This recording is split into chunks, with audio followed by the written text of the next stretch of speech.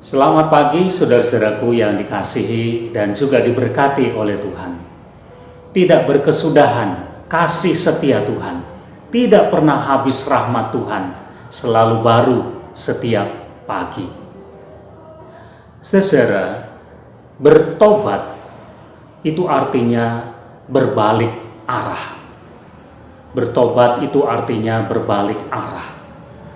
Kalau kita berada pada arah yang salah, maka bertobat itu berbalik ke arah yang benar. Bertobat itu berarti berbalik dari dosa dan mengarahkan hidup kita kepada Tuhan. Saudara, polanya adalah kita sadar bahwa kita orang berdosa, lalu kemudian kita mengaku dosa kita meminta pengampunan dari Tuhan, kita bertobat mengarahkan hidup kita kepada Tuhan, dan kemudian kita menjalani hidup yang baru. Persoalannya saudara adalah bahwa bertobat itu ternyata tidak semudah kalau kita mengucapkannya. Karena faktanya ada banyak orang, bahkan mungkin orang-orang yang percaya kepada Tuhan, yang sesungguhnya tidak bertobat dari kesalahannya, tidak berbalik arah kepada Tuhan.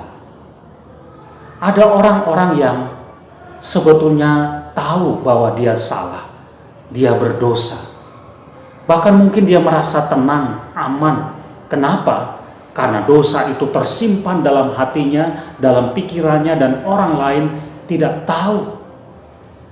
Atau ada orang yang sepertinya dari luar nampak begitu baik, apalagi kalau dia melakukan pencitraan diri. Sepertinya dia mengaku dosa, meminta pengampunan dari Tuhan, tetapi tidak betul-betul bertobat, tidak betul-betul mengarahkan hidupnya kepada Tuhan. Akibatnya, kalau dosa itu adalah sesuatu yang kotor, maka orang tetap hidup di dalam kotoran. Kalau dosa itu adalah sesuatu yang busuk, maka orang tetap tinggal di dalam kebusukan, karena dia tidak pernah berbalik arah. Saudara, di dalam Injil Yohanes pasal 8, ada kisah tentang seorang perempuan yang kedapatan berzina dan kemudian dihadapkan kepada Tuhan Yesus. Memang Tuhan Yesus mengatakan kepada orang-orang yang mau menghukum mati perempuan ini dengan mengatakan, siapa yang tidak bersalah, silakan dia yang pertama melemparkan batu. Lalu orang-orang itu pergi. Perempuan ini berdosa dan seharusnya memang layak untuk dihukum. Tetapi Tuhan Yesus tidak menghukum dia. Kenapa? Karena dia menghendaki pertobatan.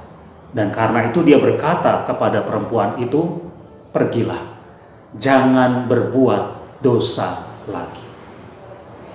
Kalau kita masih mendapatkan kesempatan dari Tuhan, itu maksudnya adalah supaya kita bertobat, berbalik arah, meninggalkan dosa kehidupan kita yang lama, dan mengarahkan hidup kita kepada Tuhan. Kalau ada dosa yang kita sadari, kita meminta pengampunan, kita mendapat anugerah dari Tuhan, lalu kita berbalik dan menjalani hidup yang baru. Bertobat itu bukan cuma di mulut. Dosa jangan cuma disimpan di dalam hati dan pikiran kita. Semua harus dibuang. Kita harus berbalik arah, kembali kepada Tuhan. Jangan berbuat dosa lagi. Mari kita menjalani kehidupan kita yang baru dengan pertobatan. Amin.